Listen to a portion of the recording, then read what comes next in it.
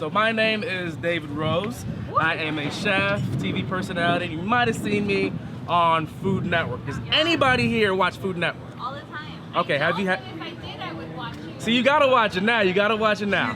I was on. You do? Okay. What's your favorite show on Food Network? Like some type of like a lady. A lady. Which lady? This you got Giada. Yeah, I was gonna say Paula Deen, but no more Paula Deen. We know what happened there. You got Sunny Anderson. You got Kat Cora. You got Alec Cornishelli. Yes. Yes. Okay. All right. Any favorite shows? Whatever's on. Okay, fair enough. Beef Bobby Flay, that's a good one. Okay, I started my Food Network journey as a personality on a show you might have heard of called Food Network Star.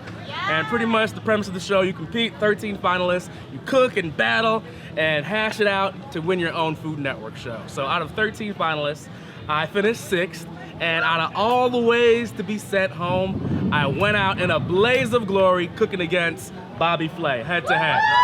Head to head. And you know, I'm originally from New Jersey, but I live in Atlanta, so shrimp and grits is very near and dear to my heart. So I chose shrimp and grits to cook against Bobby. I think I win, but they said I didn't, so we'll see. So the only way to find out is to do a rematch. So that's where I got my start. And from then, I've done Steve Harvey's show, Hallmark Channel, Fox News, Pickler and Ben, all over the place, CNN, HLN.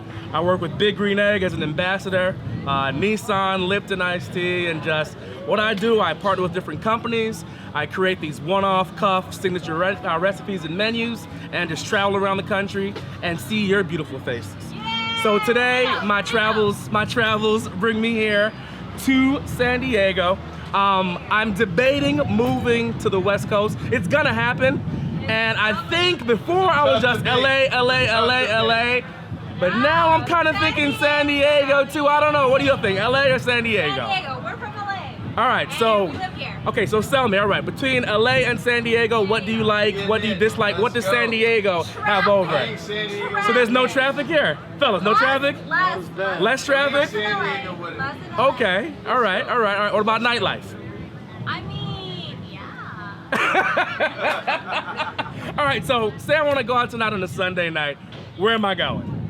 Wherever you want. Gas lamp? Okay, gas lamp. I heard gas lamp before. All right. Plus, you're what? About an hour and a half away from LA? Yeah? Yeah, give or take. Okay, good. All right. 3 o'clock in the morning. Yeah. I like that, though, because it's crazy. My first time in San Diego, I was here October of last year for an event. It was called Wasted, where it's an event where the whole premise is reusing sustainable food. Stuff you throw away like banana peels, orange peels, you know, all that stuff, the offcuts of meat, and recreating it and refurbishing it into these wonderful products. So since then, I've been here 4 times, and every time I come, I'm like, I kind of like San Diego. So this is my first time though at the Turf and Surf barbecue event, and I don't know about y'all, I am full. I am stuffed. I got the meat sweats, but this breeze, the sunny weather, the beautiful women, I'm in heaven. I literally have no complaints. So when I had to come for my first year at Turf and Surf, I had to bring a pretty awesome recipe.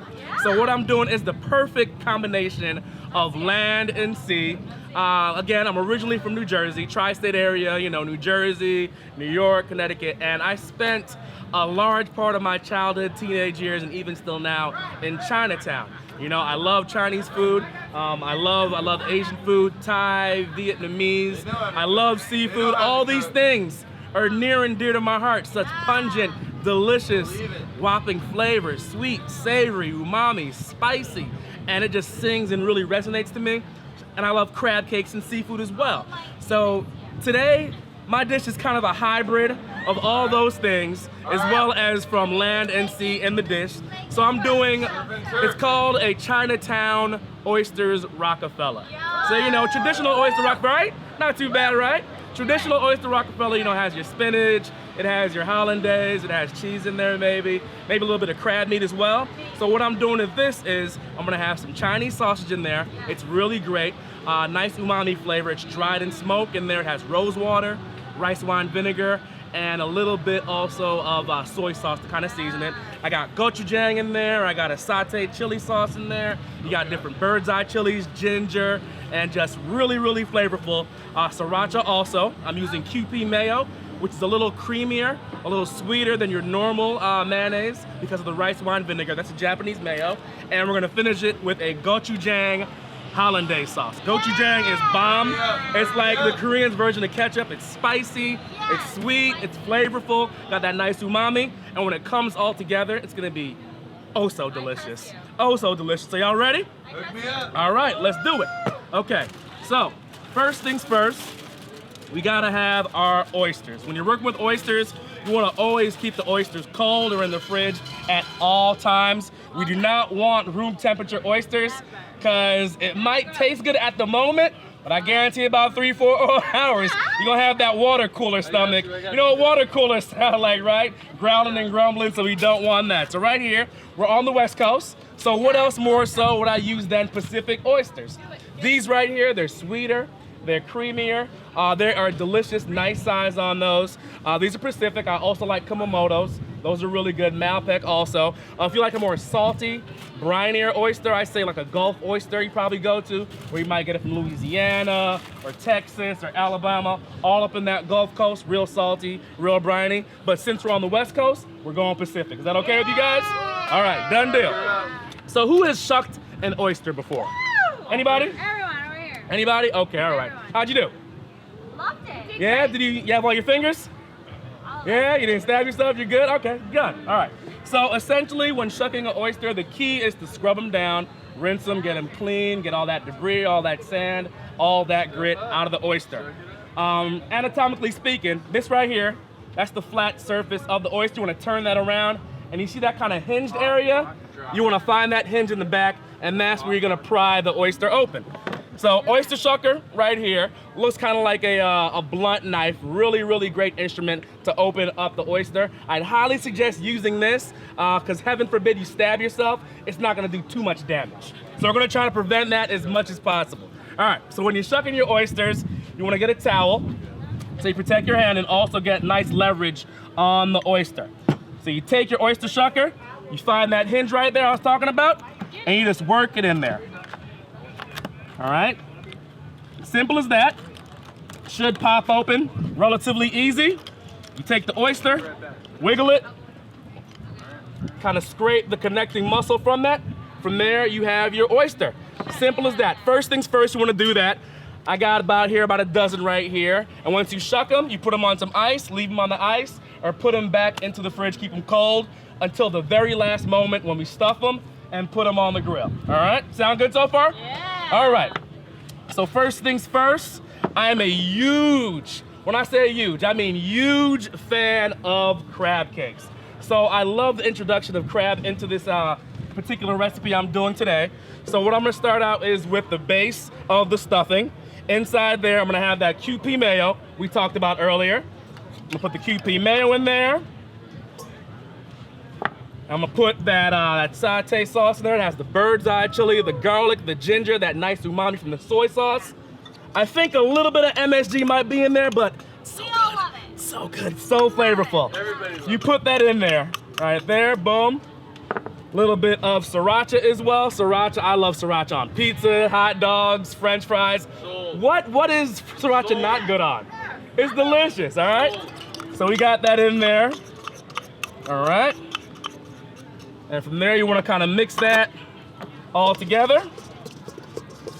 Get that all incorporated. A little bit of soy sauce as well. You get that nice flavor from the molasses in there. And the Worcestershire adds a real nice bite of saltiness in the filling.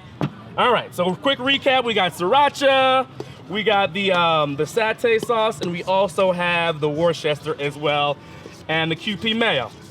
Not so hard so far, right? No. All right.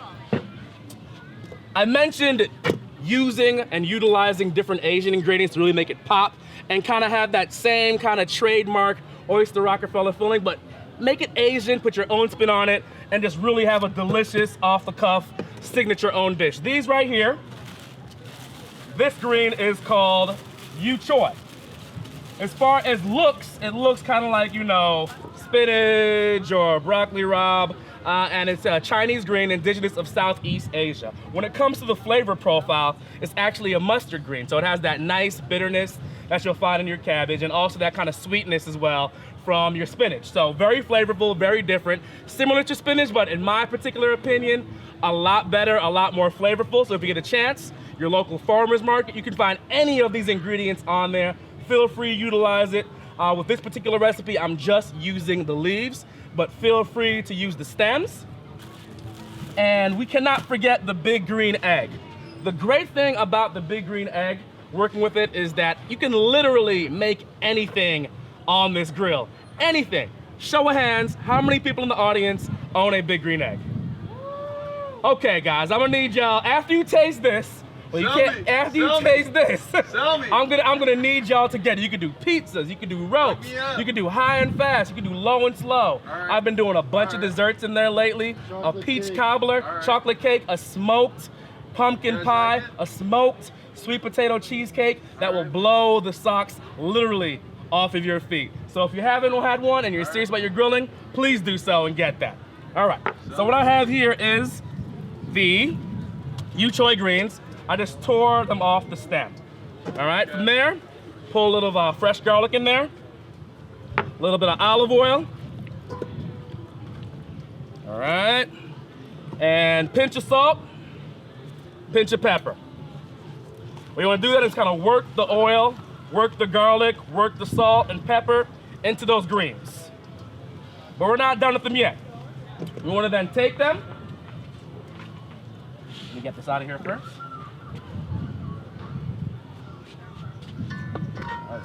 We want to then take them, and we're going to do a quick char on them, about 30 to 45 seconds on there, to get some nice grill marks on there and kind of release those natural sugars inside of the greens. All right, so it's gonna go really, really quick. Literally, as soon as you put them on, 30, 45 seconds each side, you wanna take them off. We're just looking for grill marks to kind of get that nice caramelization onto the leaves. Sound good so far? Yeah. Doesn't sound too bad, right? Okay, so you put those on there, and literally, as soon as you put them on, we're gonna take them back off. All right, so while I'm doing this, just shout them out. What has been your favorite bites today at Turf and Surf? Talk to me. Come on, you gotta be more specific than that. Brisket, okay, brisket, there you go. You're a lucky man, by the way, sir. Brisket from where? Okay, all right, anybody else? Third bite of the day. You, ma'am. Valley Carpet, very first one. Okay, nice. What'd you get from them? Oh gosh, there was a shrimp, there was like a little shrimp dish. Uh-huh. And then a brisket. Okay. That's 2 briskets, 1 shrimp dish. Anybody else? Hold on, what, where? Yeah. Where was this? Where was this? Hot sauces and more. What are some of your favorite things to make? This is typical tri-tip. Okay. Anything else? Ribs or brisket or Smoked chicken? We smoke all that stuff. Okay, there you go. Those are good options. All right. So what we have here, guys, you can see, have a slight char on there. We're not looking to completely disintegrate these things, just kind of release some of those sugars in there, get the garlic nice and caramelized, and just get them nice and wilted. Cook it. Exactly, get them nice and wilted. And these are great just as is, as a side to have with your meal. That's right. But we're gonna put it into some amazingness. All right, so we got it all wilted down. Okay. From there, you're gonna go ahead and take these greens and you're gonna chop them up. Get this out the way. Let's get a nice rough chop on these, because this is gonna be stuffed inside of our crab stuffing for the Chinatown Oysters Rockefellers. All right. It's not smelling too bad so far, right? And it's just spinach so far we got going. All right. Okay. So I did mention I love crab cakes. I did mention I love seafood. So with this, I love the inclusion of jumbo lump crab, which we have right here. So I'm gonna show you that in a second. But the thing that really makes this recipe pop for me is that nice sweetness from the Chinese style sausage again. You can get it from your local farmer's market anywhere. And it's dried, it's smoked. It is a completely different flavor from any sausage you tried before because of the inclusion of the rose water, the rice wine vinegar, and the soy sauce. With this right here, pretty much we'll bring up the temp about 165, and we're gonna dice this up and put it inside of the crab stuffing.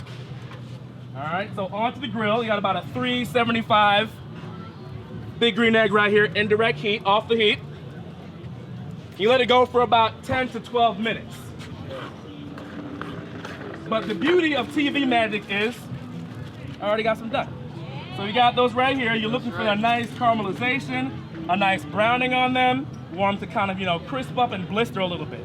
I like having a little bit of charred bits in there because you get that nice bitter sweetness when you have it in there, and it just kind of pops in your mouth as you're eating it. So from there, you want to kind of do a mince on these to a real nice and uniform size inside of the oysters. So you dice these up right here, and this is gonna go inside there. Not too hard so far, right guys? And it's delicious flavors. It's a little spin on something we already know and love, and it's something that you can easily go on the website, chefdavidrose.com, when it's over, and do it, replicate it yourself. I follow. Yeah, and don't feel bad for not having the big green egg, which you sorta kind of should feel bad, but don't feel too bad. You can do it on your regular grill at home. It'll taste just as good. My boy right here, it's his birthday. Yay! Everybody give him a birthday shout out. Say your name, sir, and how old you are. His name's David. Dave, yes, David. Shout out, David. Stand up, Dave. Let's recognize you. 1, 2, 3. Happy birthday to you. Happy birthday to you. Happy birthday, dear David. I hope you get a big green egg. I really do. I really hope you do. Happy birthday, my friend. Happy birthday. I appreciate that. Yeah. You gonna give me. She is, yes, you're right. Correct. All right, so what you're doing is getting a nice fine dice and mincing up the Chinese sausage right here. And the great thing about cooking for me is I've been cooking since I'm 8 years old. I'm from a huge Jamaican family, one of 8, mom's one of 13, dad's one of 10. Well, I'm mute, you know, and like growing up, you could kind of turn them so you don't get burnt. Yeah, just kind of get a nice blister on them. And the crazy thing about growing up is, I don't know about you, Jamaicans love to grill. Take them off. We love to smoke. Smoked meats, that is. Let's not get this. Smoked meats, that is. And we love to eat and drink. So growing up, you know, I have these early memories of my uncle, my dad, over these huge pit smokers making jerk chicken, jerk pork, whole snapper fish. And I remember like it was yesterday, I was 8 years old. My dad said, I got out of the bathroom, handed me the tongs, and it felt like I was being handed the keys to the city. And he said, "Why, don't burn the chicken." And from there, I just been grilling ever since. I'm 37 now. And nothing more primal than cooking with fire and smoke. You know, that's the first way legit man learned to cook. And to me, it's still the best way to cook over an open flame. Am I right? Best way, best absolute way. And you know, the great thing about, you know, knowing these recipes is, such as the Oysters Rockefeller, you have the basis, you have the blueprint. From there, you can then improvise and sub stuff out. And I knew right off in high school, a 9 to 5 sitting at a desk was not for me. Nothing against it, but I just knew that I needed something in a creative point, creative aspect. I love to sketch, I love to draw. I moved to Atlanta, Georgia from New Jersey at the young age of 21, and I saw a commercial for Le Cordon Bleu. It said, "Realize your culinary dreams." I visited the campus, and then from there, it became so evident to me that cooking was my life. And the great thing about it, man, food is love, love is food. There is no purer expression of love than cooking for somebody, right? Yeah. Exactly. So out of you two, who does most cooking, you or him? You do? All right, so what's your favorite meal? Is it even, or is it her? Be honest. It's a competition. It's a competition? Okay, honestly, who's the better cook? She is. She is? Okay. I like your honesty, I like your honesty. So what's the one dish that she can make, no matter how angry you are at her, and say, you know what, baby, I forgot why I was mad. Bomb salmon meal. Ooh, okay, so all right. So I come over for dinner, what are you doing with the salmon?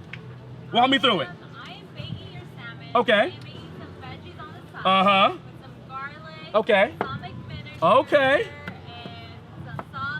Mm-hmm. And simple, easy. Okay, I like that. I like that. What about the sides? Sides are just as important sometimes as the actual meal itself. What about the sides? Green peppers. Green. What kind of peppers? No, green. Uh-huh. Green beans. Yeah. And what else am I Green beans and what else? If you keep it simple with the fish, Uh-huh. you know what's up. Okay, all right. Fair enough. Well, you do a salad on the side. Yeah. Fair enough, okay. You never eat lunch. So you guys sound like you're pretty happy then. That's right. Yeah. Especially judging from the comment about what tastes best, and I don't know where it came from. He said my husband, but you must be doing something right. You must be doing something right, brother. So my hat's off to you. My hat's off to you.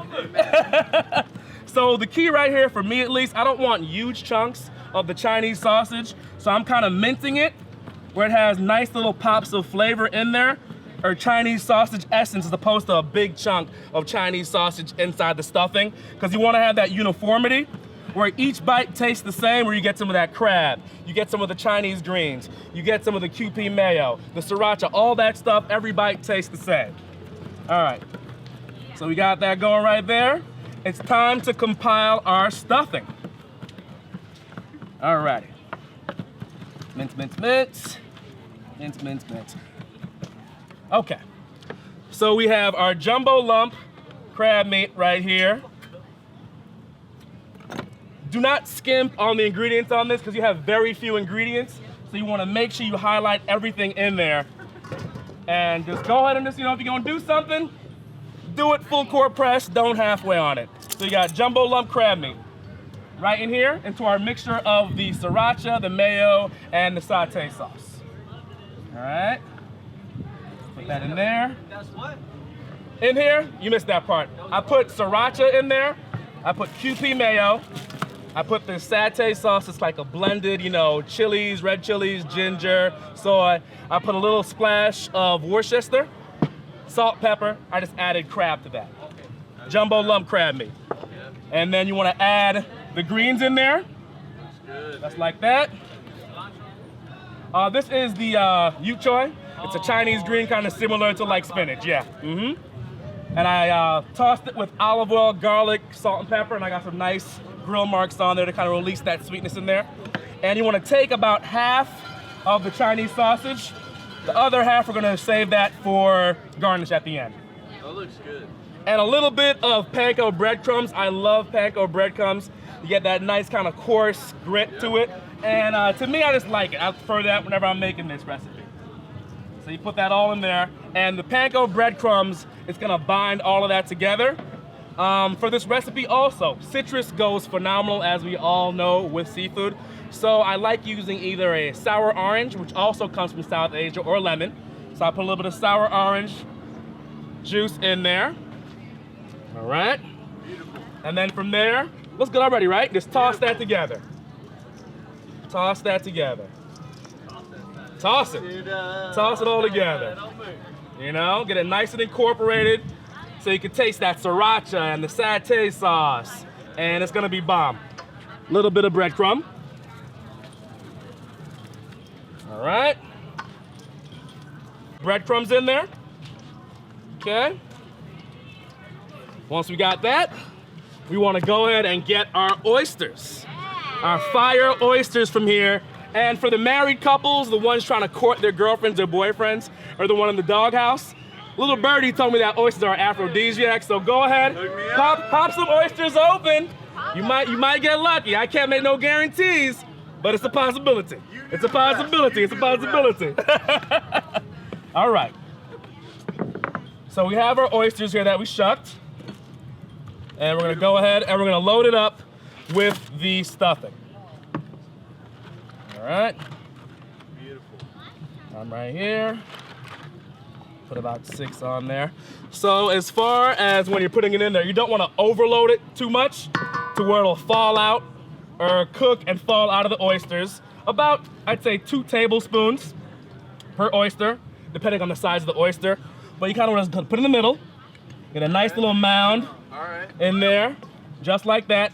You repeat that process until all the stuffing is gone. Looks good, right? It ain't even cooked yet. Look me up. It ain't even cooked yet. Oh, you gotta cook it? Gotta cook them. It won't take that long because essentially the crab is already cooked and the oysters, they cook relatively quickly. So you have your big green egg going at about 425 degrees. It's gonna cook in about 8 minutes. So I did mention the Gochujang Hollandaise sauce, did I not? All right. You did.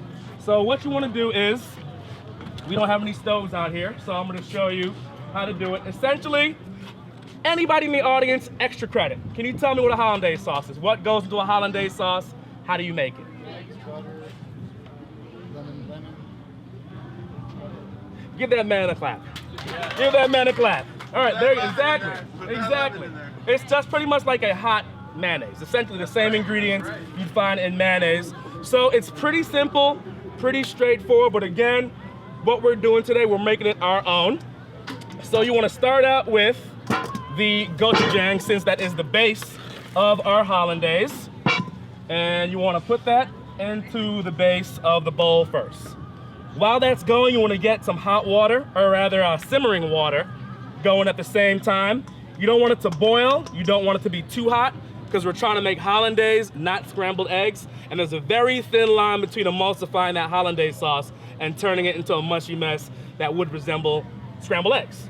So we have sriracha in there, a little more of that sour orange in there, nice acidity. And I wanna also put some rice wine vinegar in there. Do you see it in there, sir? Rice wine vinegar? If not, we're imagining rice wine vinegar, that nice acidic bite that you get in there, that nice sweetness from there as well. It's gonna go delicious. It's okay, Rob, no worries. But rice wine vinegar works really well. So we'll make do with this, the sour orange, but you definitely wanna have that acidity in there to kind of cut through the fattiness of the egg. From there, you wanna add 4 egg yolks. And at this point, you wanna take your whisk before you get any heat involved. Take the whisk, and you wanna whisk that until the yolk's volume doubles. So this is where I get, the secret to my forearms and the big arms is whisking. So if you're trying to get those guns right, whisking anything by hand will get you there. All right, so you're gonna whisk that so they get nice and fluffy and they doubled in size because you wanna get that air and incorporate all the ingredients into the yolks. You do this right here before you get any heat involved. And what you wanna have also is melted butter. That's gonna kind of emulsify and get that nice creamy mouthfeel that you find in your hollandaise. So I got that butter melted already. I'm whisking my eggs with the sour orange or lemon juice and the rice wine vinegar. And just whisk, whisk, whisk, whisk, whisk. If your hand gets tired, switch it up. Sound good so far, guys? Great. All right, cool. So we got that going right now. And the cool thing about it is that this hollandaise I'm making right now, it can be used for anything. It can be used for eggs Benedict. It can be used for the straight up eggs. It can be used for an omelet. Anything you like hollandaise on, it's a delicious sauce on it. Steak, you can do also, ribeyes are really good. Yeah. And it just works. So it's a multi-purpose sauce, and I'm all about the multi-purpose usage. All right, so if you can see right here, it's a little fluffy right now. It's looking good, right where you want it at. And you have the water that's simmering, not boiling, because you don't want the eggs to turn into scrambled eggs, obviously. So I have some water here. Okay. Simmering right now. And what you do is you want to continuously whisk throughout this entire process, because if you stop whisking, you might get, there you go. All right. Work it. So you whisk it over that. And while that's whisking, you're not gonna stop. I get the butter, please. Thank you very much. You wanna carefully, gradually add the butter into the bowl. Just little by little, nice, slow stream. And it's beginning to emulsify. The warm water is acting as a double boiler for the yolks to create that hollandaise. And it's gonna get cooked, but not be, you can slow down for a bit, but not be scrambled eggs. Resume. If you're not working up a sweat, you're not gonna have good hollandaise sauce. Because you wanna whisk, whisk, whisk, incorporate that air into there, get a nice creamy, yeah, you can dump it all in. Nice, creamy hollandaise. All right. Thank you, sir. That's good. All right. So during this process, it's about a good 3 to 5 minutes, depending on how hot the water is and how fast you're whisking. And essentially, at this point, it's pretty much the consistency and looks like a mayonnaise, but it's a hot mayonnaise. You got that egg in there, you got that yolk. You'd be doing the same exact thing, but as opposed to doing it over heat, you're doing it in a blender. Much better, no additives. You know what's in it because you made it, and of a hell of a lot healthier than your packaged mayonnaise you'd find in your store. Easy as that. And when you finish it, a little bit of salt, a little bit of pepper. I don't know if you guys noticed or not, I like a little bit of heat. And a little bit of cayenne powder in there. Pinch of cayenne. All right, so that's our sauce right there. All right. If you want to keep it warm, you can take the water off the heat, wrap it with plastic, and it should hold for about a half an hour, depending on how much hollandaise you have in there. So I'm gonna go ahead, let that hang out, keep it warm, and I'm going to check on my oysters. Let's see. All right, we're getting there, It's getting that nice sizzle right now. The breadcrumbs are starting to make kind of caramelize and get browned. We let that go for about another 3-4 minutes, I'd see be done. But when you're cooking, you wanna always use all your senses. Sight, hear, you're looking for that sizzle, and you wanna always get that smell also to where you know it's cooked through and it's done. All right, so while those oysters are going, and before I plate up, any questions about grilling, food in general, anything that you wanted to know, might want to know how to make something, feel free, ask away. I'm here. I'm an open book. What's your favorite meal? My favorite meal? That's like asking what my favorite child is. Favorite meal? You're going out. You're going out tonight. Okay, favorite meal that, like, you know, I could have any time of day. It just sings, like, you know, music to my soul. Or when I go out and eat, what I like eating. You like to eat.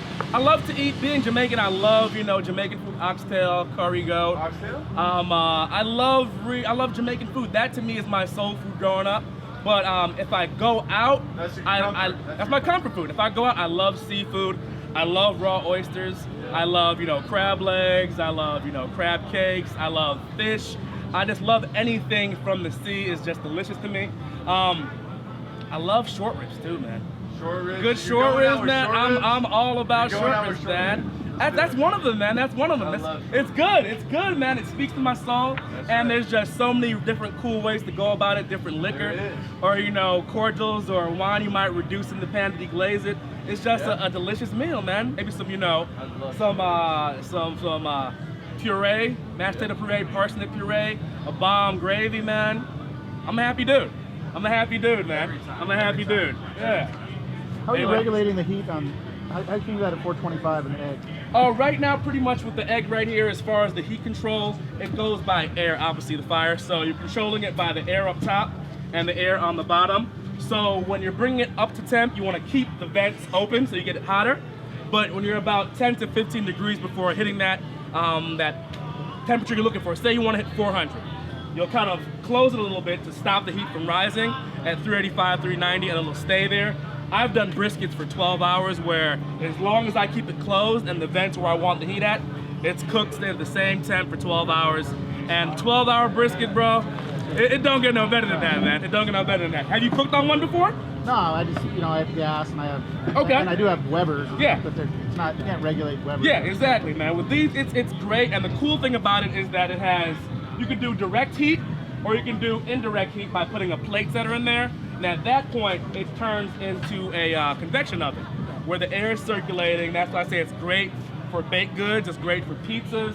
It's amazing, man. And the ceramics is the same ceramics you'd find in a NASA space shuttle. I know, crazy, isn't it? So it heats up quickly, cools down quickly, keeps temperature solid at that same point as long as you keep it closed, man. That's why lifetime warranty.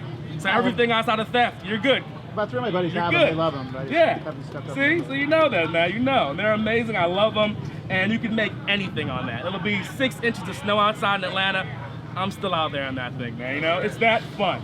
It's that fun. And I have yet to find something I can cook on there that hasn't come out pretty good. You know? All right. What do we look like over here?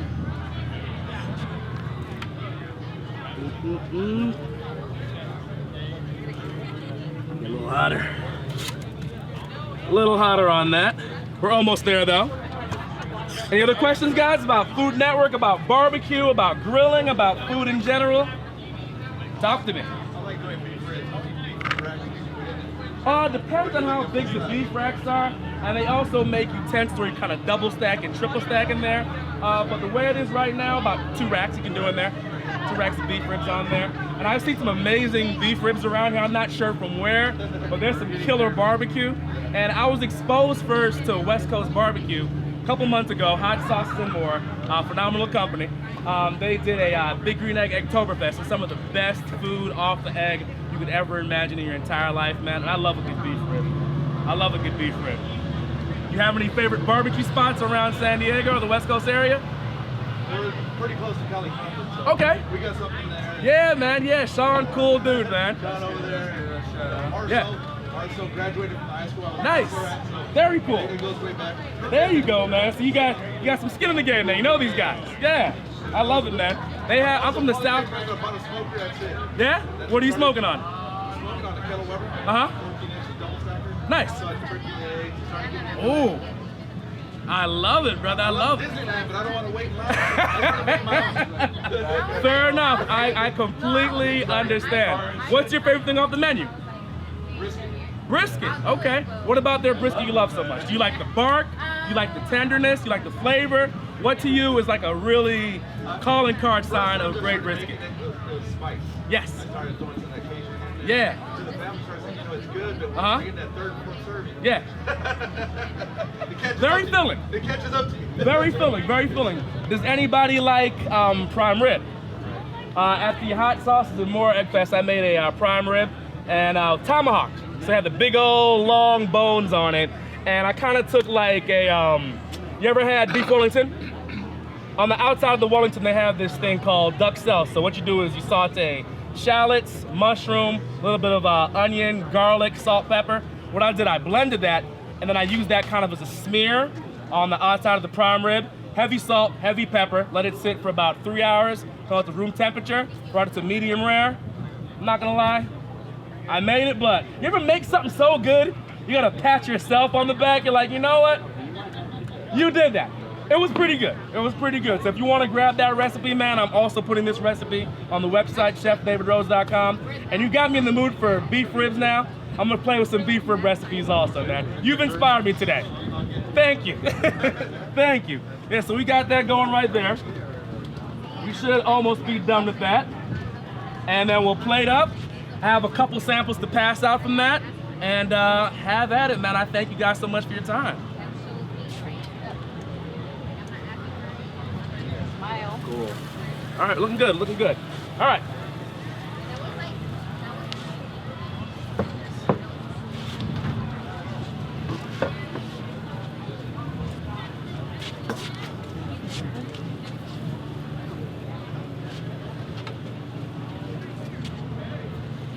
All right, so at this point, they're sizzling.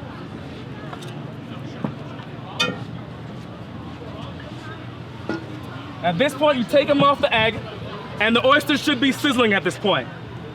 You're looking for them to bubble, you're looking for them to sizzle, you're looking for that nice brown on there with the breadcrumbs, and the oysters to also firm up on the bottom. At that point, you know they're good to go, they're hot, they look delicious,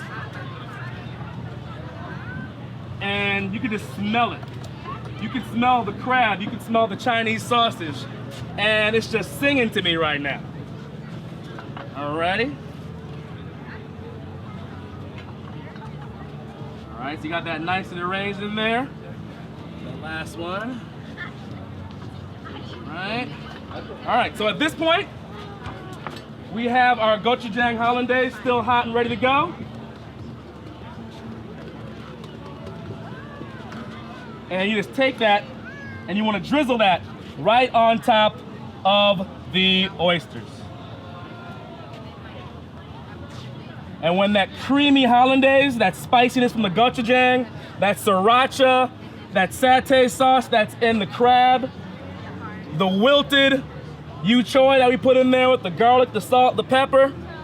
It's going to be some of the best Oyster Rockefeller, or my rendition of Rockefeller, you will have ever. All right, finish that with a little bit of parsley.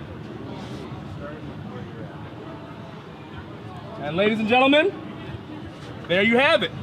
You have your Chinatown Oyster Rockefeller, and in the great words of Oprah Winfrey, you get an oyster. You get an oyster. Thank you. You get an oyster.